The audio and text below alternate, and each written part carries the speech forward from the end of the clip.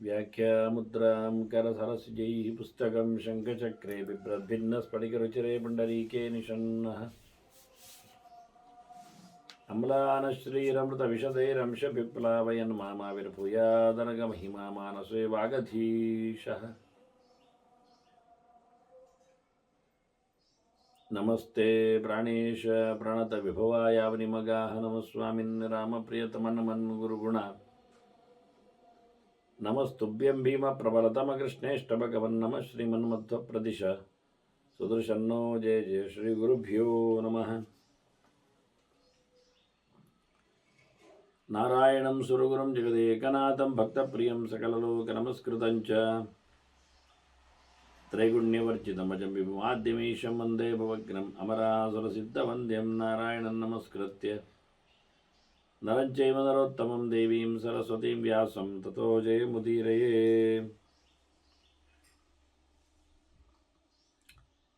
ವೇದವ್ಯಾಸುರ ಮಹಾಭಾರತದ ಚಿಂತಕರಿಗೆ ವಂದನೆಗಳು. ಶಾಂತಿ ಪರ್ವದ 489ನೆಯ ಪ್ರವಚನ.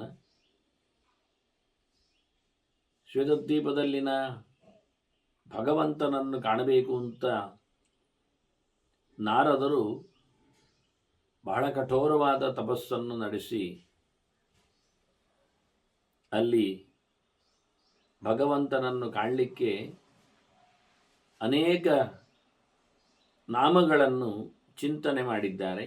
ಭಗವಂತನ ಗುಣವಿಶೇಷಗಳನ್ನು ಅನುಸಂಧಾನಕ್ಕೆ ತಂದಿದ್ದಾರೆ. ಅವನನ್ನು ಎಲ್ಲವೂ ನೀನು ಆಗಿದೆ ಅನ್ನುವ ನೆಲೆಯಲ್ಲಿ ಪ್ರಾರ್ಥನೆ ಮಾಡಿದ್ದಾರೆ. ತ್ವಂ ಜಗದನ್ವಯ, ತ್ವಂ ಜಗತ್ ಪ್ರಕೃತಿ, ತ್ವಂ ಅಗ್ನಿರಾಸ್ಯಂ, ತವ ಅಗ್ನಿರಾಸ್ಯಂ ವಡವಾ ಮುಖೋಗ್ನಿ. ನೀನು ಈ ಜಗತ್ತಿನ ಪ್ರತಿಯೊಂದು ಪದಾರ್ಥಗಳಲ್ಲಿಯೂ ನೆಲೆಗೊಂಡಿದೆ. ಇಡೀ ಜಗತ್ತು ನಿನ್ನ ಅಂಕೆಯಲ್ಲಿ ನಿಂತಿದೆ. ಪ್ರತಿಯೊಂದು ಕೆಲಸವು ನಿನ್ನ ಎಚ್ಚರದಲ್ಲಿಯೇ ನಡೀತಾ ಇದೆ. ಇಡೀ ಜಗತ್ತಿಗೆ ಮೂಲ ಕಾರಣನಾಗಿ ನೀನಿದ್ದೆ. ಇಡೀ ಜಗತ್ತು ನಿನ್ನಿಂದ ಪ್ರತ್ಯೇಕವಾಗಿ ವಿಶಿಷ್ಟ ಅಂಗಗಳಿಂದ ಹೊರಬಂದಿದೆ. ದೇವತೆಗಳು ಸಹ. ಹಾಗಾಗಿ ಮುಖ ಆದಿಂದ್ರಶ್ಚ ಅಗ್ನಿಶ್ಚ ಅನ್ನುವಂತೆ ತವ ಅಗ್ನಿರಾಸ್ಯಂ ವಡವ ಮುಖೋಗ್ನಿ. ಸಮುದ್ರದಲ್ಲಿ ನೆಲೆಗೊಂಡಿರತಕ್ಕಂಥ ಬೆಂಕಿಯು ನೀನೇ. ನಿನ್ನ ಬಾಯಿಂದ ಬೆಂಕಿಯ ಸೃಷ್ಟಿಯಾಗಿದೆ, ಅಲ್ಲೇ ನೆಲೆಗೊಂಡಿದೆ. ಹಾಗೆಯೇ ಅದಕ್ಕೆ ಬೇಕಾಗಿರತಕ್ಕ ಆಹುತಿಗಳು ಪದಾರ್ಥಗಳು ನಿನ್ನಿಂದ ಸೃಷ್ಟವಾಗಿವೆ. ತ್ವಂ ಆಹುತಿ, ತ್ವಂ ಸಾರಥಿ. ಆಹುತಿ ದ್ರವ್ಯಗಳನ್ನು ತರಬೇಕಾದರೆ ಹಿಂದೆ ಯಜ್ಞದ ಸಂದರ್ಭಗಳಲ್ಲಿ ಅದಕ್ಕೆ ಬೇಕಾಗಿರತಕ್ಕ ಗಾಡಿ, ಆ ಗಾಡಿಯನ್ನು ಒಡೆಯುವವ, ಇದೆಲ್ಲ ನೀನೇ. ಅಗ್ನಿ ಅಂದಾಗ ಒಳಗೆ ಪ್ರಚೋದಕನಾಗಿರುವಂತೆ ಹೊರಗೂ ಸಹ ತ್ವಂ ವಷಟ್ಕಾರ. ಆಹುತಿ ಕೊಡುವ ಪ್ರಕಾರದಲ್ಲಿ ಯಜ್ಞದಲ್ಲಿ ವಷಟ್ ಶಬ್ದವನ್ನು ಪ್ರಯೋಗ ಮಾಡುತ್ತಾರೆ.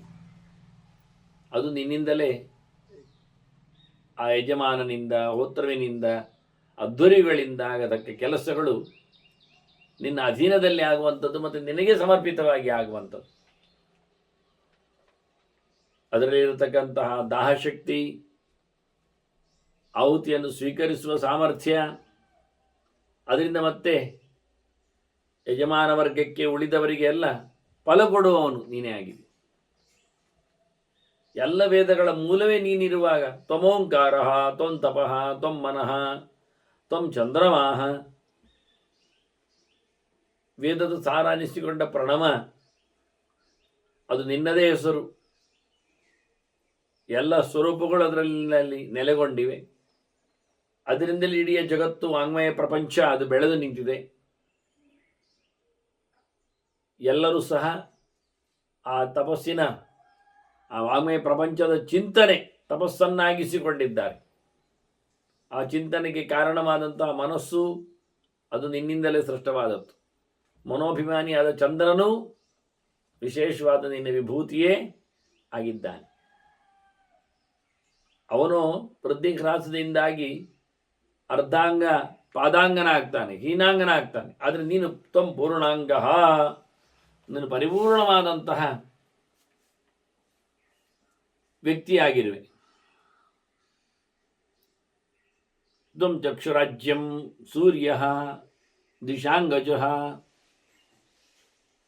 ಚಕ್ಷೋ ಸೂರ್ಯೋ ಜಾಯತ ಅಂದಾಗೆ ನೀನು ಜಗತ್ತಿನ ಕಣ್ಣು, ಕಣ್ಣೊಳಗೆ ನೆಲೆಗೊಂಡ ಸೂರ್ಯನು ನಿನ್ನಿಂದ ಸೃಷ್ಟನು.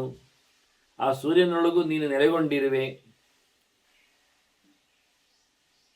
ವಿಶೇಷವಾಗಿ ಸೂರ್ಯನಾಡಿಯನ್ನು ಹೊತ್ತ ದನ,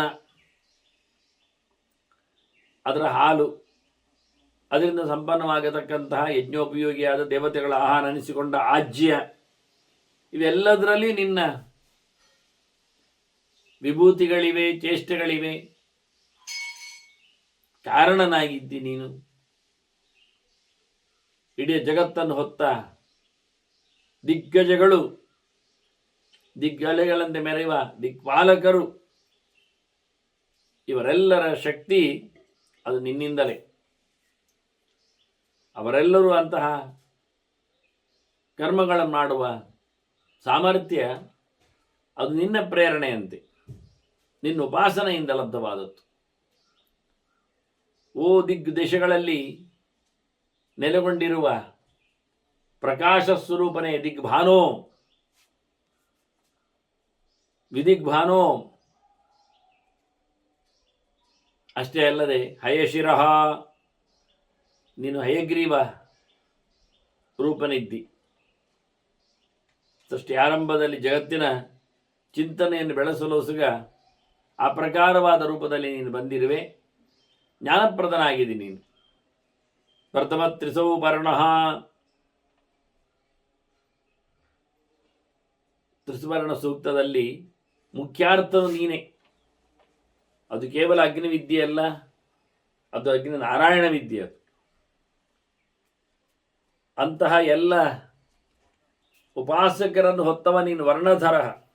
ಪ್ರತ್ಯೇಕವಾಗಿ ಅವರವರ ಯೋಗ್ಯತೆಯಿಂದ ನಡೆಸಲ್ಪಡತಕ್ಕಂತಹ ಆಶ್ರಮ ಧರ್ಮಗಳು, ಜಾತಿ ಧರ್ಮಗಳು ಏನೆಲ್ಲವೇ, ಇವೆಲ್ಲವನ್ನು ಕಾಲ ಕಾಲದಲ್ಲಿ ನಡೆಸುವಂತೆ ಮಾಡುವವನು, ಮುಂದುವರಿಸುವವನು, ಅದಕ್ಕೆ ಬೆಲೆ ಕಟ್ಟುವವನು ನೀನೇ ಆಗಿದೆ. ಪಂಚಾಗ್ನೇ, ತ್ರಿನಾಚಿಕೇತ, ಷಡಂಗ ವಿಜ್ಞಾನ, ಪ್ರಾಗ್ಜ್ಯೋತಿಷ, ಭಗವಂತನನ್ನು ಬಹಳ ಅದ್ದೂರಿಯಾಗಿ ಪಂಚಪ್ರಾಣಸ್ವರೂಪನನ್ನಾಗಿ ಅವನನ್ನು ಚಿಂತನೆ ಮಾಡ್ತಾನೆ. ಪಂಚಾಗ್ನಿ ಅನ್ನುವ ನೆಲೆಯಲ್ಲಿ. ಅಷ್ಟೇ ಅಲ್ಲದೆ ಮನುಷ್ಯನ ದೇಹದಲ್ಲಿ 5 ಕಡೆಯಲ್ಲಿ ಅಗ್ನಿಯ ಸಂಚಾರ ಇರ್ತದೆ.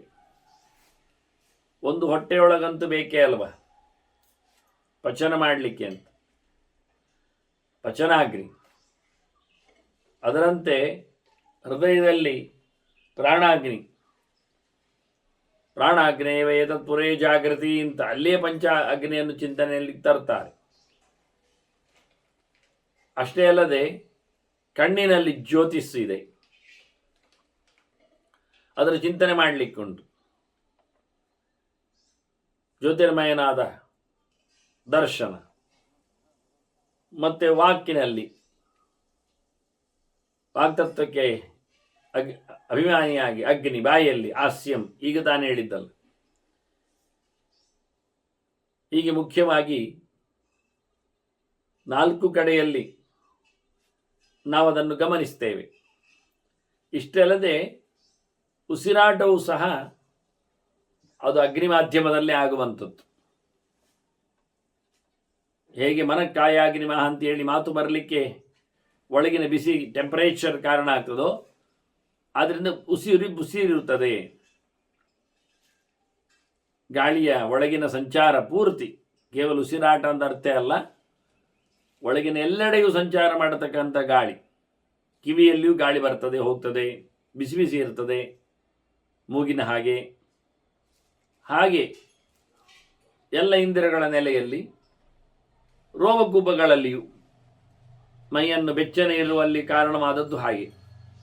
ಹೀಗೆ ಮುಖ್ಯವಾದಂತಹ ಇವೆಲ್ಲ ನಿಮಗೆ ಸಿಗುವಂಥ ಸಂಗತಿಗಳಲ್ಲದು. ವಾಸ್ತವವಾಗಿ ಇದು ಉಪಾಸನೆಯ ಪಂಚಾಗ್ನಿಗಳ ಪ್ರಕಾರ ಇದು ಇರುವ ರೀತಿಯಲ್ಲಿ ಸಮನ್ವಯಗೊಳಿಸಿ ಹೇಳಿದ್ದೇನೆ. 3 ತತ್ವಗಳಲ್ಲಿ ಮೇಲೆ ಅಗ್ನಿ, ವಾಯು, ಆದಿತ್ಯ ಅಂತ ಹೇಳಿಕೊಂಡು 3 ತತ್ವಗಳು, ಬಾಯಿ, ಮೂಗು ಮತ್ತು ಕಣ್ಣು ಅಂತ 3 ಸ್ಥಾನಗಳು, ಅದರ ಕೆಳಗೆ ಹೃದಯ ಮತ್ತು ನಾಭಿ ಅಂತ 2 ಸ್ಥಾನಗಳಿಗೆ ಪಂಚಸ್ಥಾನ ಅಗ್ನಿಗಳು. ಇದು ಪರಮಾತ್ಮನ ಪಂಚರೂಪಕ್ಕೆ ಸಂಬಂಧಪಟ್ಟಂತೆ ಇರುವ ವ್ಯವಸ್ಥೆ. ಇದು ಪ್ರಾಣನ ಪಂಚರೂಪದ ನೆಲೆಯಲ್ಲಿ. ಅದರಂತೆ ನೀನು ತ್ರಿನಾಚಿಕೇತಃ, ಇದು ಕಠೋಪನಿಷತ್ತು ಹೇಳಿದ ಚಿಂತನೆ, ಮುಕ್ತ ವಿಜ್ಞಾನ, ಅದರಲ್ಲಿ ನೆಲೆಗೊಂಡವ ನೀನು. ಮುಕ್ತರಿಗೆ ಉಪಾಸ್ಯನಾಗಿ, ಮುಕ್ತರಿಗೆ ಸ್ವಾಮಿಯಾಗಿ ಇದ್ದೀಯ ನೀನು. ಅದರಂತೆ ಷಡಂಗ ನಿಧಾನ, ವೇದಕ್ಕೆ ಸಂಬಂಧಪಟ್ಟಂತೆ 6 ಅಂಗಗಳು, ಶಿಕ್ಷಾದಿಗಳು, ಇವೆಲ್ಲಕ್ಕೆ ಕಾರಣನೂ ಇವೆಲ್ಲದಿಂದ ವಾಚ್ಯನೂ ಆಗಿ ನೀನು ವೇದವನ್ನು ಅತ್ಯುತ್ತಮವಾದ ಅರ್ಥವನ್ನಾಗಿಸ್ತೀಯ. ಪ್ರಾಗ್ಜ್ಯೋತಿಷ, ಬೆಳಕಿನ ಮೊದಲು ಇದ್ದವ, ಬೆಳಕಿಗೆ ಕಾರಣನಾಗಿ ಬಂದವ, ಮೊದಲ ಬೆಳಕು ನೀನು ಜಗತ್ತಿಗೆ. ಕತ್ತಲು ಸೃಷ್ಟಿಯಲ್ಲಿ ನಿನ್ನ ಆವಿರ್ಭಾವ, ಅಲ್ಲಿಂದ ಪ್ರಳಯದ ನಂತರದಲ್ಲಿನ ಉದಯ. ಹಾಗಾಗಿ ಜ್ಯೇಷ್ಠ ಸಾಮಗ, ಉತ್ತಮವಾದಂಥ ಮಟ್ಟಿನಲ್ಲಿ ಸಾಮವೇ ಜ್ಯೇಷ್ಠ, ಅಲ್ಲಿಯೂ ಜ್ಯೇಷ್ಠ ಸಾಮ, ಅದರಲ್ಲಿ ವಾಚ್ಯನಾಗಿ ಬಂದಿದ್ದೆ. ಸಾಮಿಕ ವ್ರತದರ ಸಾಮವೇದಕ್ಕೆ ಸಂಬಂಧಪಟ್ಟಂತಹ ವ್ರತಗಳನ್ನು, ಶಿರೋವ್ರತಾದಿಗಳಿರುವಂತೆ ಅದನ್ನೆಲ್ಲ ನಡೆಸುವಂತೆ ಮಾಡುವವನು ನೀನೇ ಇದೆ. ಆ ವ್ರತವನ್ನು ನಡೆಸಿಕೊಟ್ಟವರಿಗೆ ಇಂಬುಗೊಟ್ಟವನು ನೀನೇ ಇರುವೆ. ಅದರಂತೆ ಅಥರ್ವಶಿರಾಹ,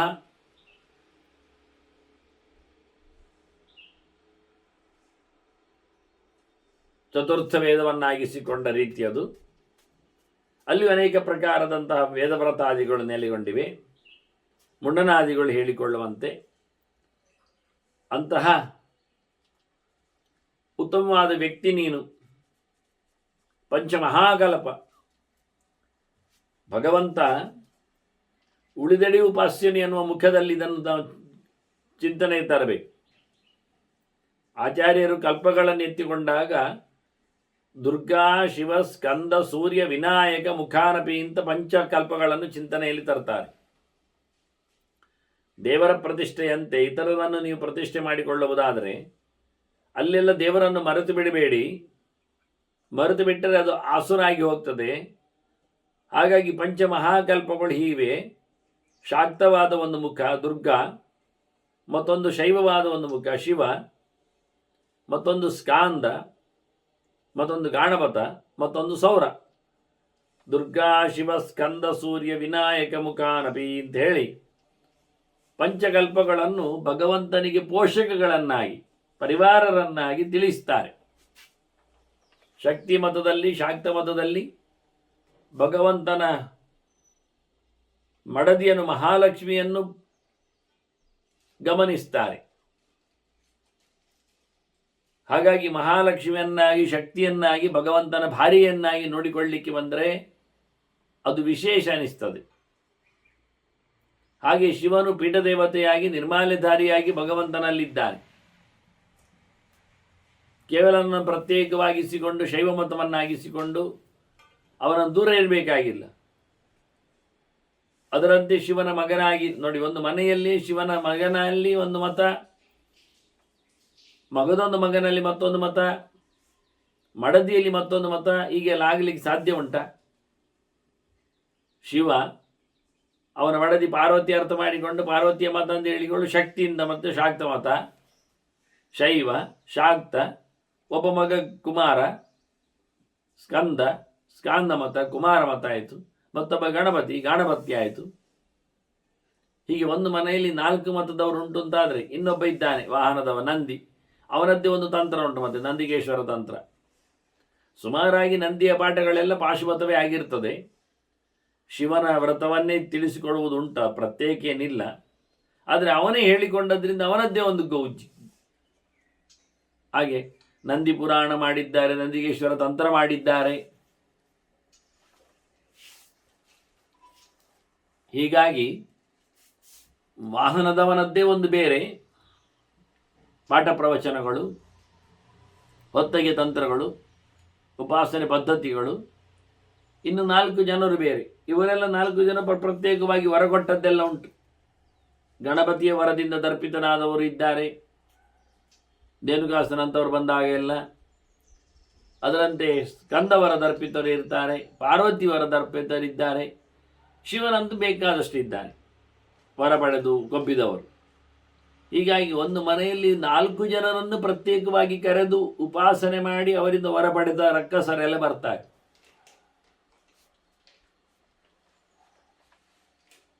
ಅವರು ಪಾರ್ವತಿಯ ವರ ಪಡೆದಾಗ ಶಿವನ ವರ ಪಡೆದಿರುವುದಿಲ್ಲ. ಇನ್ನೊಂದು ಬಾಗಿಲಲ್ಲಿ ಉಪಾಸನೆ ಮಾಡಿ ಅವರು ಹಣ್ಣನ್ನು ತಿಂದವರು, ವರವನ್ನು ಪಡೆದವರು. ಹಾಗಾಗಿ ಅವಳನ್ನು ಅನ್ನಪೂರ್ಣೇಶ್ವರಿಂದ ಕರೆಯುವವರಿದ್ದಾರೆ. ಪ್ರತ್ಯೇಕವಾಗಿ ಅವಳ ಉಪಾಸನೆಗಳು ನಡೀತವೆ.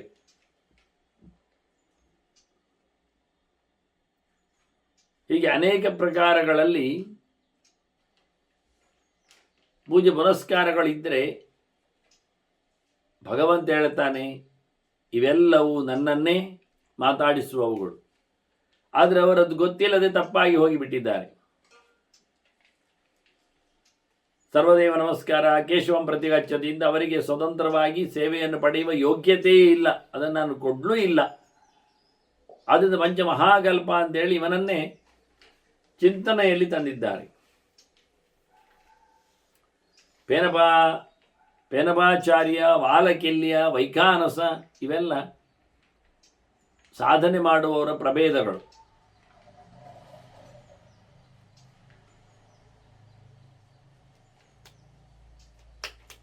ಪೇನಪರು ಅಂದರೆ ಕರು ದನದ ಹಾಲನ್ನು ಕುಡಿತದೆ. ಕುಡಿಯುವಾಗ ಅದರ ಬಾಯಲ್ಲಿ ಅದರ ನೊರೆ ಉಳಿತದೆ. ಕರುವಿನ ಬಾಯಲ್ಲಿ ಉಳಿದ ನೊರೆಯನ್ನು ನೆಕ್ಕಿ ಬದುಕುವುದೇ ಒಂದು ಪರಂಪರೆ. ಇಷ್ಟೇ, ಬೇರೆ ಇಲ್ಲ. ಹಾಲು ಕುಡಿಯುವುದಿಲ್ಲ ಅವರು, ಉಳಿದ ಅಷ್ಟರಲ್ಲೇ ಬದುಕನ್ನು ನಡೆಸುವಂಥ ಒಂದು ರೀತಿ. ಹೀಗೆ ಅನೇಕ ವಾಲಕಿಲ್ಲಿ ಶಬ್ದದಲ್ಲಿ ಒಂದು ಪ್ರಕಾರವನ್ನು ಉಲ್ಲೇಖ ಮಾಡ್ತಾರೆ. ಹಾಗೆ ಅಶ್ಮಗುಟ್ಟರಿದ್ದಾರೆ. ಇನ್ನು ಬಿದ್ದ ಎಲೆಯನ್ನೇ ತಿನ್ನುವ ಕ್ರಮದವರಿದ್ದಾರೆ. ಪದ್ಧತಿಗಳು ಕೊಯ್ಯುವುದಿಲ್ಲ, ಎಲೆಯೂ ಕೊಯ್ಯಲಿಕ್ಕಿಲ್ಲ ಅವರಿಗೆ. ಹಣ್ಣು ಕೊಯ್ಯುವುದಿಲ್ಲ, ಬಿದ್ದ ಹಣ್ಣಲ್ಲಿ ತೃಪ್ತಿ ಪಡುವವರು ಇರ್ತಾರೆ. ಹರಿವ ನೀರನ್ನು ಮಾತ್ರ ಕುಡಿದು ಬದುಕುವವರಿದ್ದಾರೆ. ಹೀಗೆ ವಿಚಿತ್ರವಾದಂತಹ ಕ್ರಮಗಳಲ್ಲಿ ಸಾಧನೆ ಮಾಡುವವರು. ಹಸಿಯಾದ್ದನ್ನು ಮಾತ್ರ ತಿನ್ನುವುದು, ಬೇಯಿಸುವುದೇ ಇಲ್ಲ, ಕಾಲಪಕ್ವ, ಅಗ್ನಿಯ ಉಪಯೋಗವೇ ಇಲ್ಲದೆ ಬದುಕಿನುದ್ದಕ್ಕಿಂತ ಒಂದು ಘಟನೆಗಳು ಅವರದ್ದು. ಮತ್ತು ಯಾವುದನ್ನು ಸಹ ಹೊರಗಿನಿಂದ ಆಯುಧಗಳಿಂದ ಕತ್ತರಿಸಿಕೊಳ್ಳದೆ ಅಶ್ಮಗುಟ್ಟರು ಖಾಲಿ ಬಾಯಲ್ಲಿ ಮಾತ್ರ. ದವಸ ಧಾನ್ಯಗಳನ್ನೆಲ್ಲ ಪುಡಿ ಮಾಡಲಿಕ್ಕಿಲ್ಲ, ಬಾಯಲ್ಲಿಗೆ ಹಾಕ್ಕೊಂಡು ಕಚ್ಚಿ ಕುಡಿದೇ ತಿನ್ನುವುದು, ನ್ಯಾಚುರಲ್ ಅನ್ನುವ ಹಾಗೆ. ಇವಕ್ಕೆಲ್ಲ ಹೆಸರೆಲ್ಲ ಕೊಡ್ತಾರೆ ಇಂಥದ್ದನ್ನೆಲ್ಲ, ಇಂಥ ಪದ್ಧತಿಗಳನ್ನು. ಹಾಗೆ ವೈಖಾನಸರ ಪದ್ಧತಿಗಳನ್ನೆಲ್ಲ ಕರೆಯುವ ರೀತಿ. ವಿಖಾನಸ ಅಂದರೆ ಚತುರ್ಮುಖ ಇದ್ದಾನೆ, ಅವನಿಂದ ಪರಂಪರೆಯಲ್ಲಿ ಬಂದವರು. ಇದೆಲ್ಲ ಕೊಟ್ಟವ ನೀನೇ ಅಂತೇಳಿ ಚಿಂತನೆ ಮಾಡ್ತಾನೆ. ಭಗ್ನ ಯೋಗ, ಭಗ್ನ ವ್ರತ, ಭಗ್ನ ಪರಿಸಂಖ್ಯಾನ, ಎಲ್ಲರಲ್ಲಿಯೂ ಯೋಗವನ್ನು ನಡೆಸಿಕೊಡುವವ, ಆಗದವರಲ್ಲಿ ಯೋಗವನ್ನು ನಿಲ್ಲಿಸಿ ಬಿಡುವವ, ಅದಂತೆ ವ್ರತಗಳನ್ನೆಲ್ಲ ನಿಲ್ಲಿಸಿಗೊಳಿಸುವವನು, ಮೊಟಕು ಮಾಡುವವನು ನೀನೇ. ಜ್ಞಾನವನ್ನು ಸಹ ನಿಲ್ಲಿಸ್ತೀಯ ನೀನು. ಕಲೀಲಿಕ್ಕೆ ಹೋದವರಿಗೂ ಕೆಲವೊಮ್ಮೆ 4 ದಿನದಲ್ಲಿ ಕಲಿಕೆ ಬೇಡ ಅನಿಸ್ತದೆ, ವೃತ್ತಿ ಇಷ್ಟ ಆಗ್ತದೆ, ವಾಪಸ್ ಬರ್ತಾರೆ. ಇಂಥದ್ದು ನಡೀತದೆ. ಆ ರೀತಿಯಲ್ಲಿ ಎಲ್ಲರನ್ನು ಪ್ರೇರಣೆ ಮಾಡುವ ನೀನಿದ್ದಿ. ದೇವರ ಕೈಂಕರ್ಯವನ್ನು ನಡೆಸುವಲ್ಲಿ ಎಲ್ಲ ಕಡೆಯೂ ಸಹ ಸೋಲು, ವಿಘ್ನ. ಯುಗಾದೆ, ಯುಗಮಧ್ಯ, ಯುಗ ನಿಧನ, ಕಾಲದ ನಿಯಾಮಕನಾಗಿ ನೀನು ಯುಗವನ್ನು ಆರಂಭಿಸ್ತೀಯ, ಯುಗವನ್ನು ನಡೆಸಿಕೊಡ್ತೀಯ, ಯುಗವನ್ನು ಕೊನೆಗೊಳಿಸ್ತೀಯ. ಅಲ್ಲಾದರೂ ನೀನಿದ್ದೀಯಲ್ಲಿ, ಎಲ್ಲೆಡೆ ನಿನ್ನ ವೈಭವಗಳೇ ಇರುವಂಥದ್ದು. ಕಾಲದ ಸಂಹಾರದೊಂದಿಗೆ ನೀನು ಮೆರೆಯುವವನು, ಅಖಂಡಲ. ನಿನಗೆ ಯಾವುದ ಪ್ರಕಾರದಲ್ಲಿಯೂ ತುಂಡು ಇಲ್ಲ, ಇಡೀ ಪೂರ್ಣನು, ಎಲ್ಲೆಡೆಯೂ ತುಂಬಿದವನು. ಬಹಳ ಹಿಂದಿನವನು ನೀನು, ಪ್ರಾಚೀನ ಗರ್ಭ. ನಿನಗಿಂತ ಹಳೆಯರು ಯಾರೂ ಇಲ್ಲ. ಕೌಶಿಕ, ವಿಶೇಷವಾದಂತಹ ಕೋಶಗಳಲ್ಲಿ, ಬ್ರಹ್ಮಾಂಡ ಕೋಶದಲ್ಲಿ ಮೆರೆದು ಬಂದವ ನೀನು. ಮಹಾಭಾಸುರ, ಆಭಾಸುರ. ಏನು ಬೆಳಕು, ಏನು ಕಾಂತಿ, ಎಲ್ಲೆಡೆಯೂ ತುಂಬಿ ತುಳುಕುವ ಬೆಳಕಿನ ರೂಪದಲ್ಲಿ ಸಪ್ತಮಹಾಭಾಗ, ಸಪ್ತಮಹಾಸ್ವರ. ಬಹಳ ವಿಶೇಷವಾದಂಥ ಸಪ್ತಸ್ವರದ ಬಗ್ಗೆ ನಾನು ಮುದ್ರಾ ಸಮೀಕ್ಷೆಯಲ್ಲಿ ಹಿಂದೆ ಬರೆದಿದ್ದೆ. ಸರಿಗಮ ಬದನಿಗಳು ಸಪ್ತಸ್ವರಗಳು, ಸಪ್ತಮಹಾಸ್ವರಗಳು ಮೂಲಸ್ವರಗಳು. ಅದರ ಆರೋಹಣ ಇತ್ಯಾದಿಗಳಲ್ಲಿ ಸಂಗೀತ ಪರಂಪರೆಯಲ್ಲಿ ಬಂದವರಿಗೆ ಗೊತ್ತಿದೆ ಹೇಗೇನು ಅಂತ. ಇವುಗಳು ಎಲ್ಲಿಂದ ಬಂದವು ಎನ್ನುವುದನ್ನು ಸಹ ಗುರುತಿಸ್ತಾರೆ.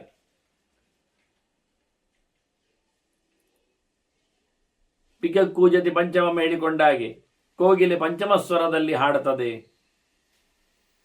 ಹಾಗಿವೆಲ್ಲ ವಸ್ತುಗಳು ಆನೆ ಮುಂತಾದವುಗಳ ಸ್ವರದಲ್ಲಿ ಅದರ ಮೂಲ ಸ್ವರೂಪವನ್ನು ಉಲ್ಲೇಖ ಮಾಡಲಿಕ್ಕೋಸ್ಕರ ಅಕ್ಷರವನ್ನು ಉಲ್ಲೇಖ ಮಾಡಿದ್ದಾರೆ.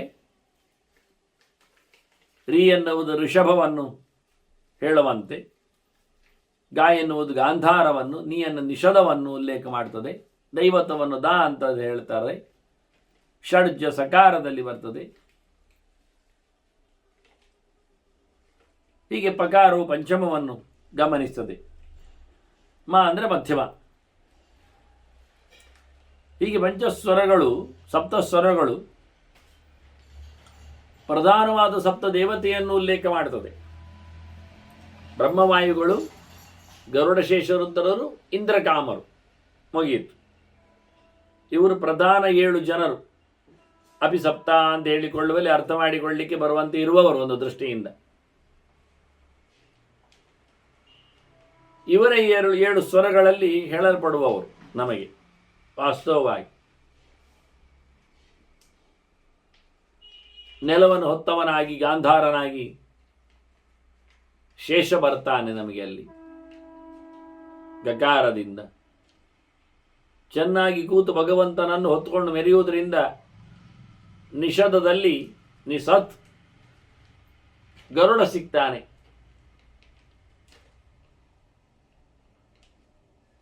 ಅದರಂತೆ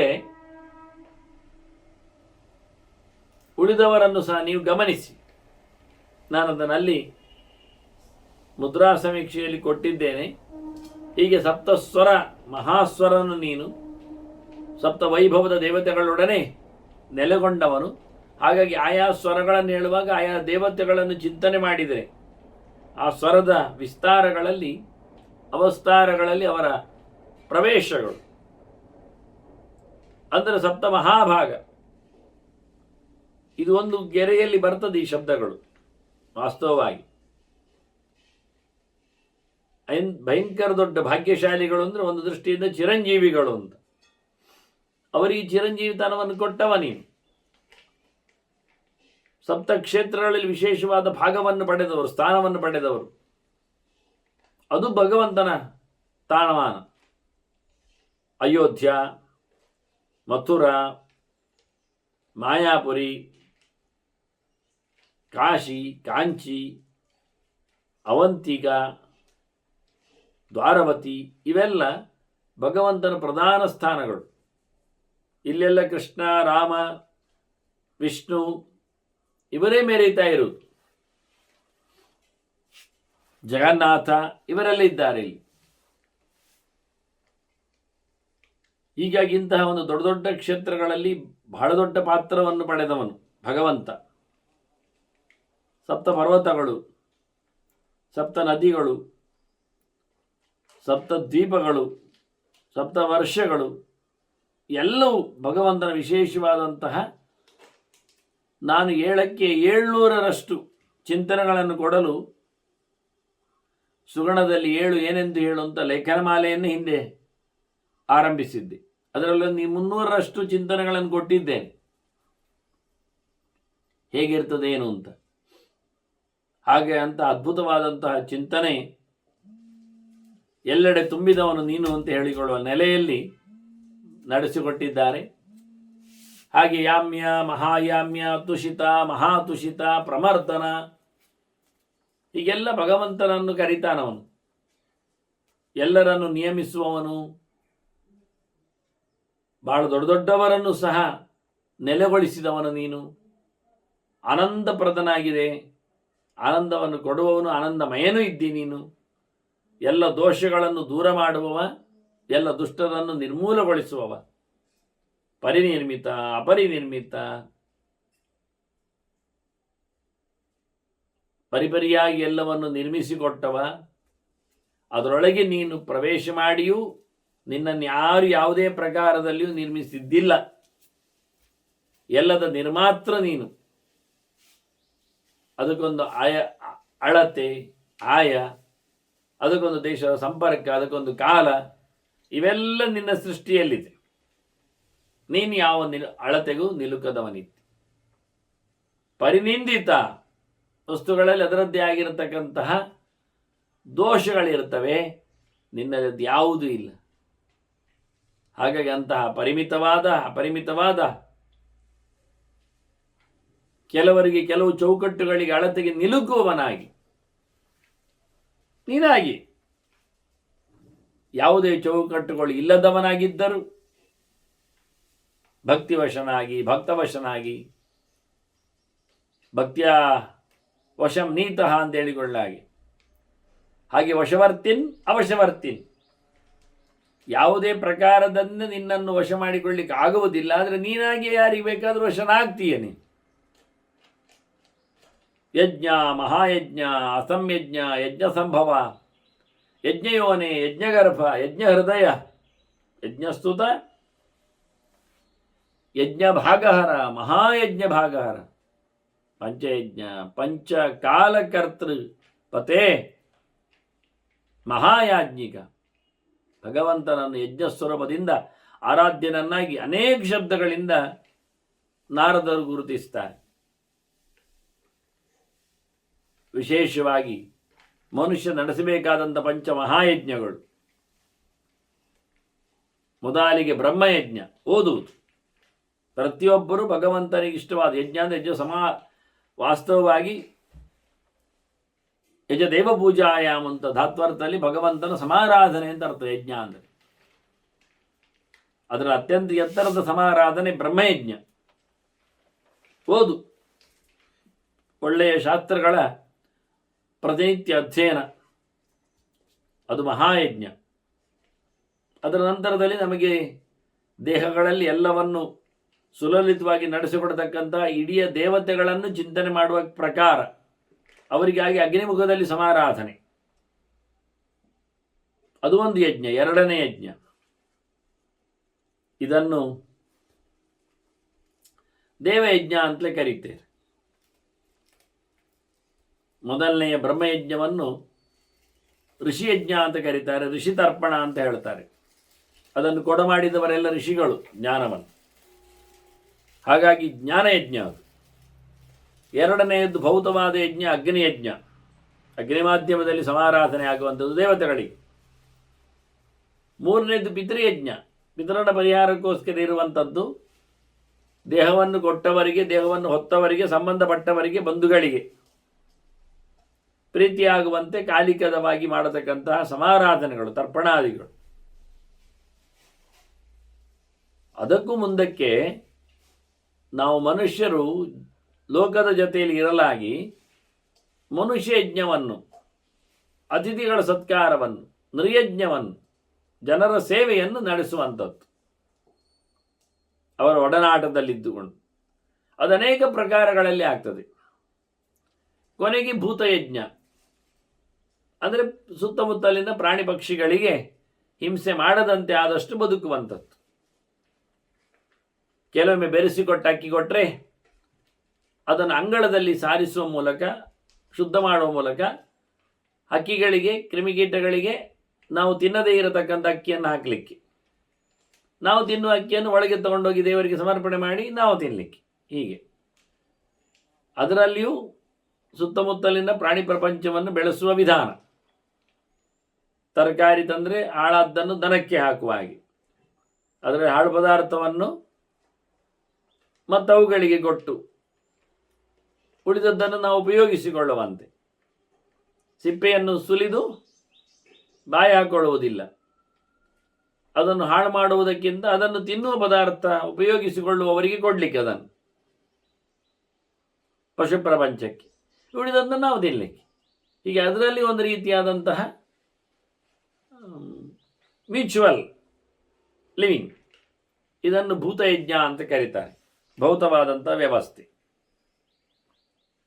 ಹೀಗೆ ಪಂಚಮಹಾಯಜ್ಞಗಳಲ್ಲಿ ಪಂಚರೂಪನಾದ ಭಗವಂತನಿದ್ದಾನೆ, ಅವನನ್ನು ಸಂತೋಷಪಡಿಸಲಿಕ್ಕೆ ಉಂಟು. ಜ್ಞಾನಯಜ್ಞದಲ್ಲಿ ವಾಸುದೇವ ಇದ್ದ ಹಾಗೆ ವಿಶೇಷವಾಗಿ ಅವನ ಒಲುಮೆಯನ್ನು ನಡೆಸಿಕೊಡುವ ಹಾಗೆ ಪ್ರಕಾರವಾದ ಸಂಪತ್ತನ್ನು ಪಡೆಯುವ ಪ್ರದ್ಯುಮ್ನನು ದೇವಯಜ್ಞದಲ್ಲಿ ನಿಲ್ಲುತ್ತಾನೆ. ಸಂಹಾರಕವಾದ ಪಿತೃಶಕ್ತಿಗಳಲ್ಲಿ ಸಂಕರ್ಷ ರೂಪನಾದ ಭಗವಂತನ ಉಪಾಸನೆ ನಡೆಯುತ್ತದೆ ಪಿತೃಯಜ್ಞದಲ್ಲಿ. ಹೇಳದೆ ಕೇಳದೆ ಬರತಕ್ಕಂಥ ಅತಿಥಿಗಳಲ್ಲಿ ನರಯಜ್ಞದಲ್ಲಿ ಅನಿರುದ್ಧನ ಸಮಾವೇಶ. ಸರ್ವತ್ರ ನೆಲೆಗೊಂಡಿರತಕ್ಕಂಥ ನಾರಾಯಣ ಅವನು ಭೂತಯಜ್ಞಕ್ಕೆ ಉಪಾಸ್ಯನಾಗ್ತಾನೆ. ಹೀಗೆ ಪಂಚಮಹಾಯಜ್ಞಗಳಿಂದ ಪಂಚರೂಪದ ಪರಮಾತ್ಮನ ಉಪಾಸನೆ ನಿತ್ಯ ಆಗಬೇಕಾದ್ದು. ಅಂತ ಪಂಚಸ್ವರೂಪನೇ ಪಂಚಕಾಲ ಕರ್ತೃಪತೆ. ಕಳೆದ ಬಾರಿ ಪಂಚಕಾಲಗಳ ಬಗ್ಗೆ ತಿಳಿಸಿಕೊಟ್ಟೆ. ಪಂಚಕಾಲದಲ್ಲಿ ಮಾಡತಕ್ಕಂಥ ಸಮಾರಾಧನೆಗಳು ಬೇರೆ ಬೇರೆ ಇವೆ. ಬೆಳಗ್ಗಿನ ಹೊತ್ತಿನಲ್ಲಿ ಮಾಡುವಂಥದ್ದು ಮಾನಸ ಪೂಜೆ, ಧ್ಯಾನ ತರ್ಪಣ.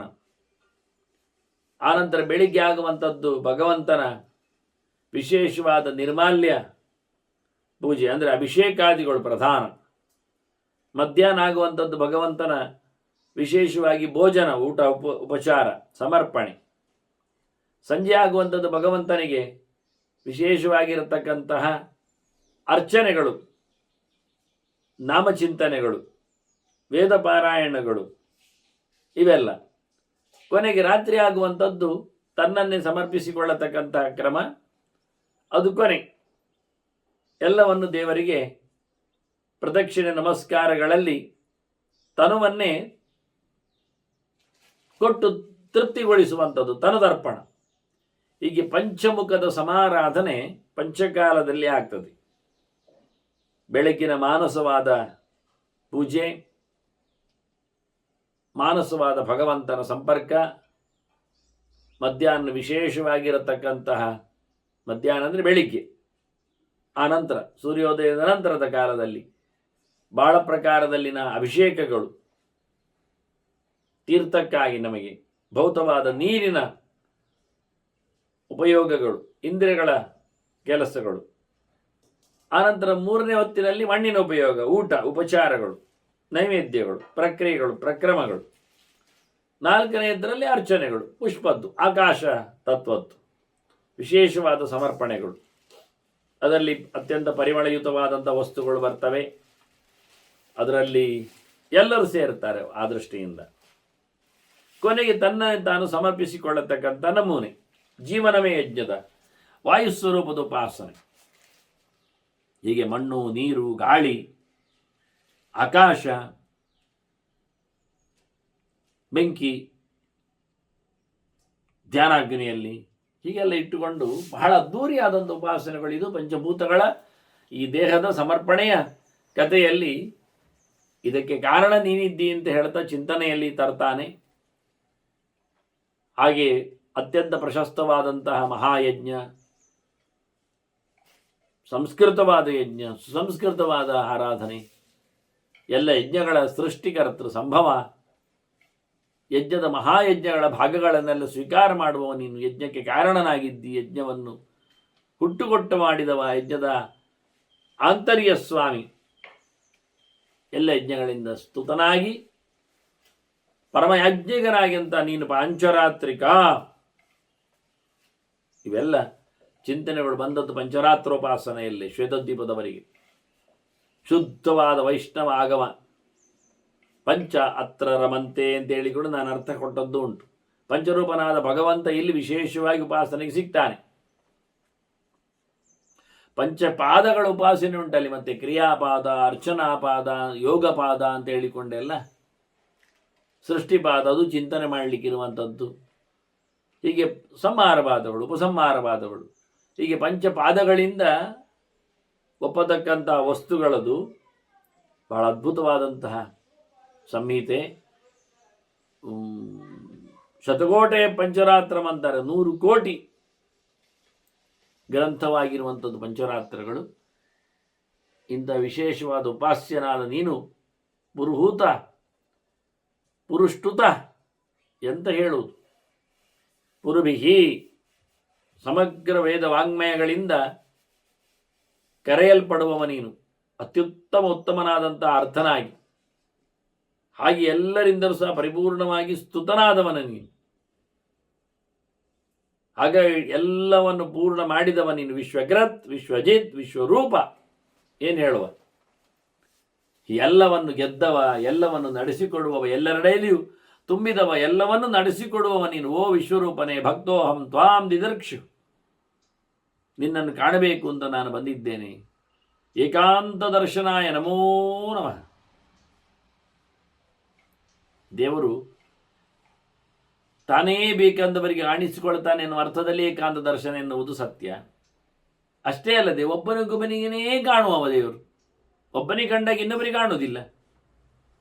ಅದು ಉತ್ಸವದಲ್ಲಿ ಬಂದ ಭ್ರಮರಥದಂತೆ ಅಲ್ಲ, ಬಂದವರಿಗೆಲ್ಲ ಕಾಣ್ತದೆ, ಬಂದದ್ದೆಲ್ಲ ಕಾಣ್ತದೆ ಅಂತ. ಹಾಗಿಲ್ಲವೇ ಇಲ್ಲ ನೋಡಿ. ಶ್ವೇತದ್ವೀಪದಲ್ಲಿ ನೆಲೆಗೊಂಡಿದ್ದರೂ ಆ ಏಕತ ದ್ವಿತ ತ್ರಿತರಿಗೆ ದೇವರು ಕಾಣಲಿಲ್ಲ. ಹಾಗಾಗಿ ನೀನು ಯಾರಿಗೆ ಕಾಣಬೇಕು ಅಂತ ಬಯಸ್ತೀಯ ಅವರಿಗೆ ಕಾಣಿಸಿಕೊಳ್ತೀಯ.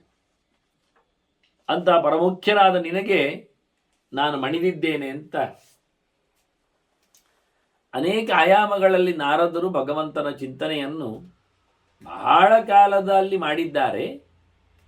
ಅವರು ಮಾಡಿದ್ದರ ಅತ್ಯಂತ ಸಣ್ಣದಾದ ಒಂದು ಚಿಂತನೆಯನ್ನು ವೇದವ್ಯಾಸರು ನಮಗೆ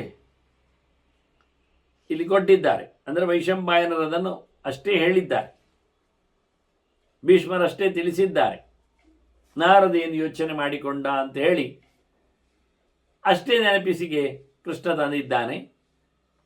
ಭೀಷ್ಮರಷ್ಟೇ ಹೇಳಿದ್ದರಿಂದಲೂ ಅಲ್ಲಿ ಮುಂದಕ್ಕೆ ವೈಶಂಪಾಯನರು ಇಷ್ಟು ಹೇಳಿದ್ದಾರೆ ಭೀಷ್ಮರು ಅಂತ ತಿಳಿಸ್ತಾರೆ. ಹಾಗೆ ನೈಮಿಷಾರಣ್ಯದಲ್ಲಿ ಉಗ್ರಶ್ರವಸ್ಸು ಶೌನಕರಿಗೆಲ್ಲ ಹೇಳುತ್ತಾನೆ.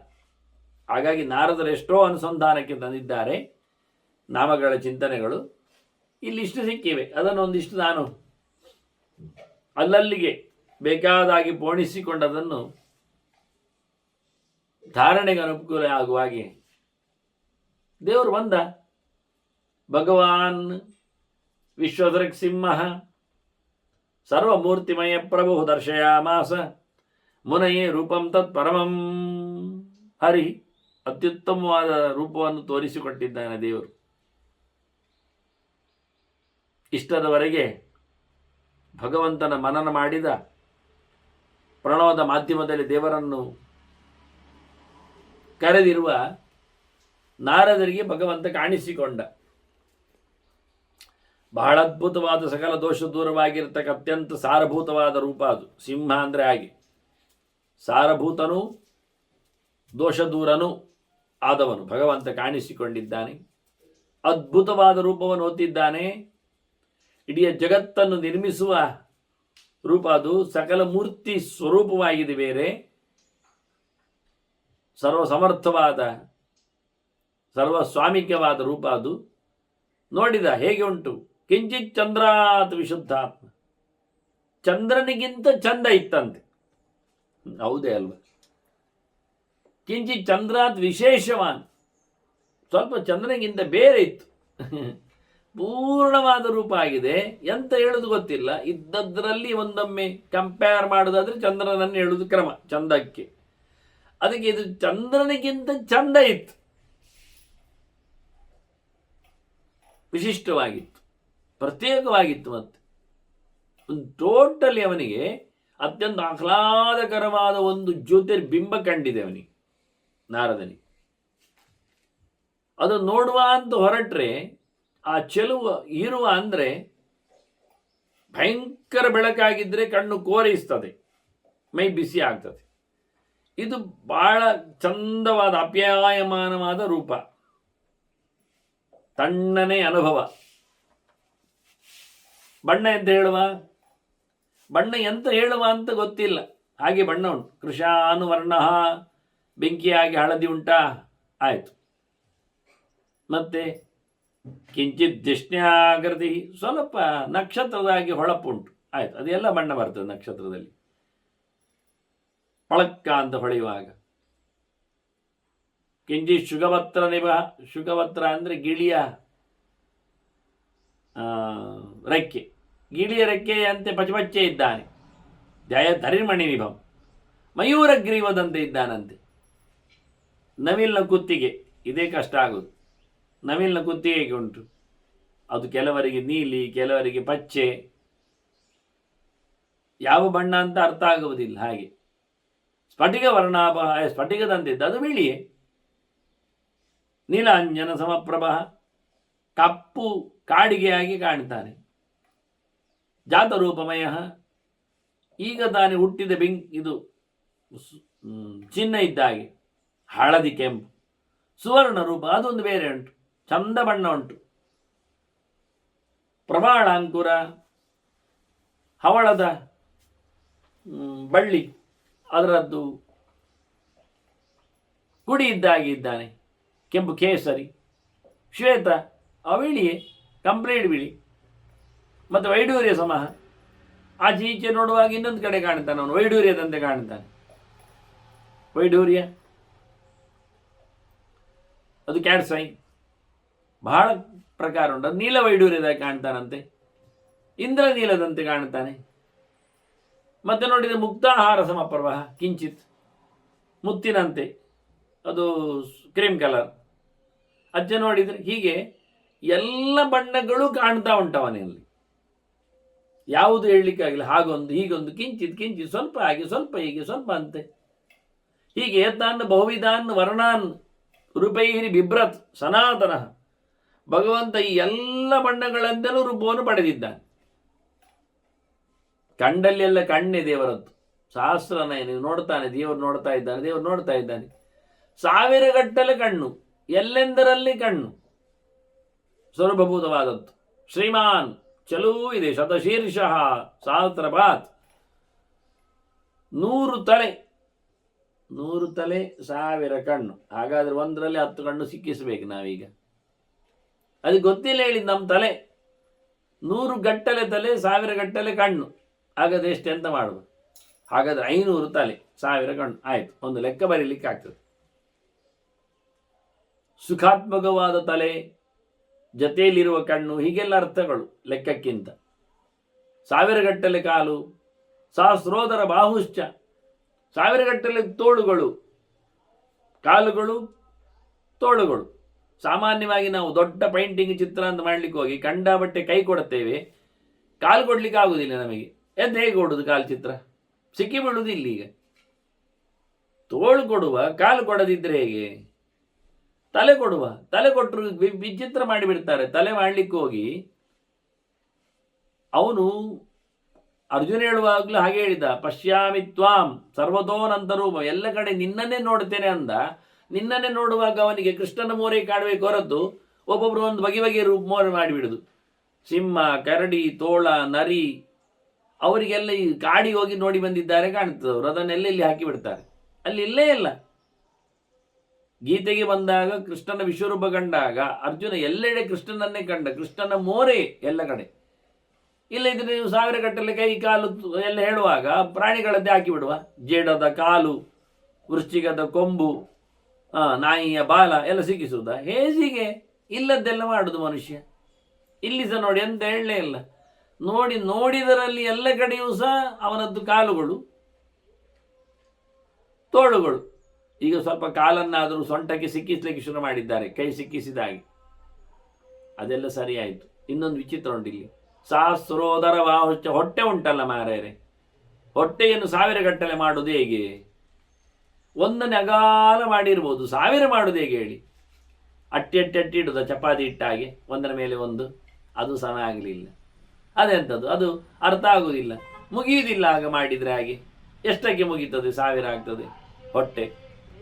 ಆದ್ರಿಂದ ಅನಂತ ಬಾಹೂದರ ವಕ್ರ ನೇತ್ರ ಮುಂತಲ್ಲಿ ಹೇಳಿದಾಗ ಇಲ್ಲಿ ಸಹ ಸಹಸ್ರೋದರ ಬಾಹುಶ್ಚ ಅವ್ಯಕ್ತ ಇತಿ ಚಾತ್ವಜಿತ್. ಕೆಲವೊಮ್ಮೆ ಕಾಣುವುದೇ ಇಲ್ಲಂತೆ. ಇಷ್ಟೆಲ್ಲ ದೊಡ್ಡ ಮೊತ್ತ ಕಂಡಿತ್ತಲ್ಲ, ಎಂತ ಕಂಡದ್ದು ಇಲ್ಲ ಆಗುವುದುಂಟಂತೆ. ಹೀಗೆ ವಿಚಿತ್ರವಾದ ಭಗವಂತನ ರೂಪ ನಾರದ ಕಂಡ. ಬಹಳ ಚಂದವಾದಂತಹ ಶಬ್ದಗಳು ಕೇಳುತ್ತಾ ಇವೆ. ಬಹಳ ವಿಚಿತ್ರವಾದ ಭಗವಂತನ ದರ್ಶನ ಆತನೇ ಆಗ್ತಾ ಇದೆ. ಓಂಕಾರ ಮುದ್ಗಿರನ್, ಬಾಯಲ್ಲಿ ಓಂ ಹೇಳುತ್ತಾ ಇದ್ದಾನೆ. ಪಕ್ಕದ ಬಾಯಲ್ಲಿ ಸಾವಿತ್ರಿ ತದನ್ವಯಂ, ಗಾಯತ್ರಿ ಬರ್ತಾ ಇದೆ ಮಂತ್ರ. ಅತ್ತ ನೋಡಿದರೆ ಶೇಷೇಭ್ಯಶ್ಚ ವಕ್ತ್ರೇಭ್ಯ ಚತುರ್ವೇದಾನ ಗಿರನ್ ಬಹೂನ್. ಉಳಿದ ಬಾಯಿಗಳೆಲ್ಲ ವೇದಗಳನ್ನು ಬೇರೆ ಬೇರೆ ಹೇಳುತ್ತಾವೆ ಸೈಮಲ್ಟೇನಿಯಸ್ಲಿ. ಇದು ಸಹಸ್ರಾವಧಾನ ಇದ್ದಾಗೆ ಸಾವಿರಗಟ್ಟಲೆ ವೇದಗಳ ಶಾಖೆಗಳು ಒಂದೊಂದು ಬಾಯಿಯಿಂದ ಬರ್ತಾನೆ ಉಂಟು. ಅತ್ತ ನೋಡಿದರೆ ಆರಣ್ಯಕಂ ಜಗೌದೇವ, 1137 ಶಾಖೆ ಇಲ್ಲಿದ್ದುಂಟು. ಅದು ಮಾತ್ರ ಅಲ್ಲ, ಏನಲ್ಲ ಇನ್ನೂ ಎಷ್ಟೋ ಶಾಖೆಗಳಿವೆ. ಇಲ್ಲಿ ಬಂದವರಿಷ್ಟದು ಎಷ್ಟೆಷ್ಟೋ ಶಾಖೆಗಳು, ಸಾವಿರ ಲಕ್ಷಗಟ್ಟಲೆ ವೇದ ಶಾಖೆಗಳು. ಅದರಲ್ಲಿ ಆರಣ್ಯಕ, ಉಪನಿಷತ್ತು ಇವೆಲ್ಲ ಬರ್ತಾ ಉಂಟು. ಹರಿರ್ನಾರಾಯಣೋಶಿ, ಭಗವಂತ ಬಹಳ ಪ್ರಕಾರದ ಮೋರೆಗಳಲ್ಲಿ ಬಹಳ ವಿದ್ಯೆಗಳನ್ನೆಲ್ಲ ಹೇಳುತ್ತಾ ಇದ್ದಾನೆ. ಲೆಕ್ಕ ಮಾಡಿದರೆ 8 ಕೈ ಇದ್ದಾಗೆ ಕಾಣ್ತದೆ, ನೋಡ್ತಾನೆ ಇವಾಗ. ಯಾಕೆಂದ್ರೆ ಕೈಯಲ್ಲಿ ಹಿಡಿದೊಂದು ಲೆಕ್ಕ ನೋಡಿದರೆ ಇದು ಯಜ್ಞನಾರಾಯಣ, ಇದು ಶುದ್ಧವಾದ ಯಜ್ಞನಾರಾಯಣ ರೂಪ. ಒಂದು ಕೈಯಲ್ಲಿ ವೇದಿಕ್ ಹಿಡಿದಿದ್ದಾನೆ, ಯಜ್ಞಕುಂಡ, ಇನ್ನೊಂದು ಕೈಯಲ್ಲಿ ಕಮಂಡಲು, ಮತ್ತೊಂದು ಕೈಯಲ್ಲಿ ದರ್ಬೆ, ಇನ್ನೊಂದು ಕೈಯಲ್ಲಿ ಮಣಿಮಾಲೆ. ಜಪ ಮಾಡುವಾಗ ಲೆಕ್ಕ, ಆಹುತಿ ಕೊಡುವಾಗ ಲೆಕ್ಕ ಮಾಡಲಿಕ್ಕೆ ಬೇಕಲ್ಲ, ಕೌಂಟರ್ ಇದ್ದಾಗೆ. ಮತ್ತೊಂದು ಕೈಯಲ್ಲಿ ಕುಶ, ದರ್ಬೆ ಬೇರೆ ಕುಶ ಬೇರೆ, ಬೇರೆ ಬೇರೆ 2 ಪ್ರಕಾರದ್ದು. ಸಣ್ಣ ಜಾತಿ ಇದ್ದು, ಉದ್ದ ಜಾತಿ ಇತ್ತು. ದರ್ಬೆ ಉದ್ದ ಜಾತಿ, ಕುಶ ಸಣ್ಣ ಜಾತಿ. ಹಿಂದೆ ನಾನು ಇದರಲ್ಲಿ ಬರೆದಿದ್ದೇನೆ ಸಂಧ್ಯಾ ಸಮೀಕ್ಷೆಯಲ್ಲಿ ಎಲ್ಲ ಅದರ ಪರಿಚಯ. ಅಜಿನ, ಕೃಷ್ಣಾಜಿನ ಆಸನ, ಜತೆಯಲ್ಲಿ ದಂಡ, ಬಾಲಾಶ ದಂಡ ಹಿಡಿದಿದ್ದಾನೆ. ಹಾಗೆ ಮತ್ತೊಂದು ಕೈಯಲ್ಲಿ ಜ್ವಲಿತಂಚ ಹುತಾಶನಂ, ಉರಿಯುತ್ತಿರುವ ಬೆಂಕಿಯನ್ನು ಇಟ್ಕೊಂಡಿದ್ದಾನೆ. ಕುಂಡ ಬೇರೆ ಬೆಂಕಿ ಬೇರೆ ಹಿಡಿದಿದ್ದಾನೆ ನೋಡಿ. ಹೀಗೆ ಧಾರಯಾಮಾಸ ದೇವೇಶ ಹಸ್ತೈಹಿ ಯಜ್ಞಪತಿಸ್ತದಾ, ಯಜ್ಞಪತಿ ಅಂತ ಕರೆದಿದ್ದಾನೆ. ಯಜ್ಞನಾರಾಯಣ ಬಂದಿದ್ದಾನೆ. ನಾರದ ಗೌಜಲಿ ನಮಸ್ಕಾರ ಮಾಡುತ್ತಾನೆ. ನಾರಾಯಣ ಹೇಳುತ್ತಾನೆ, ನೀನು ವಿಶೇಷ ಇದ್ದಿ, ಹಾಗಾಗಿ ನಿನಗೆ ನಾನು ಕಾಣಿಸಿಕೊಟ್ಟಿದ್ದೇನೆ. ತ್ವಂಚೈವ ಏಕಾಂತಿಕೋತ್ತಮ. ಅವರೆಲ್ಲ ಏಕದ ದ್ವಿತ ತ್ರಿತರಿಗೆಲ್ಲ ನಾನು ಕಾಣಲಿಲ್ಲ, ನೀನು ಏಕಾಂತ ಭಕ್ತರಲ್ಲಿ ಉತ್ತಮರಾದ್ರಿಂದ ಕಾಣಿಸಿಕೊಂಡಿದ್ದೇನೆ. ನಚಮಾಂತೆ ದದೃಶಿರೆ, ಅವರು ನೋಡಲಿಲ್ಲ, ನೀನು ನೋಡಿದೆ, ನೀನು ಹೋಗು. ನನ್ನದೇ ರೂಪಗಳದು. ಧರ್ಮ ಪ್ರಜಾಪತಿಯಲ್ಲಿ ಹುಟ್ಟಿದವರು ನರನಾರಾಯಣ ಹರಿಕೃಷ್ಣ ಅಂತ ಉಂಟಲ್ಲ, ಅಲ್ಲಿ 3 ಜನ ನಾನೇ. ಮಮೈಕಾಹ ತನವಃ ಶ್ರೇಷ್ಠಾಹ ಜಾತಾಹ ಧರ್ಮಗೃಹೇ ದ್ವಿಜ ತಾನ್ಸ್ತಂಭಜಸ್ವ. ಅವರ ನೀನು ಅಡಿಯಾಳಾಗು, ಹೋಗು. ಸತತಂ ಸಾಧಯಸ್ವ ಯಥಾಗತಂ. ಬಂದಾಗಿ ಹೋಗಿಬಿಡು, ಅವರ ಹತ್ರ ಕಲಿ, ಚೆನ್ನಾಗಿ ಸಾಧನೆ ಮಾಡು. ನೀನು ಎಂತ ಬೇಕು ವರ ಕೇಳು ಅಂತಾನೆ ನಾರಾಯಣ. ಎಂತ ಕೇಳುವುದು ನಾರಾಯಣ? ವರ. ನೀನು ಕಾಣುವುದೇ ಒಂದು ದೊಡ್ಡ ವರ, ನಿನ್ನ ದರ್ಶನವೇ ನನಗಾಯಿತು ವರವಾಗಿ ಹೇಳ್ತಾನೆ. ಸರಿ ಅಂತ ಗಚ್ಚ ನಾರದ ಮಾಚಿರಂ, ಬೇಗ ಹೋಗಿಬಿಡು. ನೈಷಾಂ ವಿಘ್ನಃ ಭವೇತ್. ಇವರಿಗೆಲ್ಲ ಇಲ್ಲಿ ಉಪಟಳ ಆಗಬಾರ್ದು, ಇಲ್ಲಿದ್ದವರಿಗೆಲ್ಲ ತೊಂದರೆ ಆಗಬಾರ್ದು. ನೀನು ಹೋಗಿಬಿಡು. ನೋಡು, ಅಲ್ಲಿದ್ದವರಿಗೆ ತೊಂದರೆ ಆಗಬಾರ್ದು ಅಂತ ಬಂದವರನ್ನು ಕಳಿಸಿಕೊಡ್ತಾನೆ ದೇವರು. ಎಂಥ ವಿಚಿತ್ರ ಇದ್ದಾನೆ ನೋಡಿ ಅವರು. ಅವರೇನು ಅಷ್ಟು ದೊಡ್ಡ ಸಂಗತಿ ಅಂತ ಹೇಳಿದರೆ ಅವರ ಬಗ್ಗೆ ಕೆಲವು ಮಾತನ್ನು ನಾರಾಯಣ ಗುರುತಿಸ್ತಾನೆ. ಯಾಕೆ ಅವರು ಇಲ್ಲಿ ಅಂತಹ ಮಹತ್ತಿಕೆಯನ್ನು ಪಡೆದಿದ್ದಾರೆ, ಅವರು ಯಾಕೆ ತೊಂದರೆ ಆಗಬಾರದು, ಅವರೆಂಥವರು, ಇವರು ಯಾರು? ಇವರ ಪರಿಚಯ ಶ್ವೇತದ್ವೀಪದಲ್ಲಿ ಭಗವಂತನ ಪೂಜೆ ಮಾಡಿಕೊಂಡಿದ್ದವರ ಇನ್ನೇನು ಮುಕ್ತರಲ್ಲ ಅವರು, ಅಂಥವರ ಪರಿಚಯವನ್ನು ಭಗವಂತ ಕೊಡ್ತಾನೆ. ಅದನ್ನು ಮತ್ತೆ ಸೇರಿದಾಗ ಕೇಳುವ ವಂದನೆಗಳೊಂದಿಗೆ ಶ್ರೀಕೃಷ್ಣಾರ್ಪಣಮಸ್ತು. ನಾರಾಯಣ ನಾರಾಯಣ ನಾರಾಯಣ.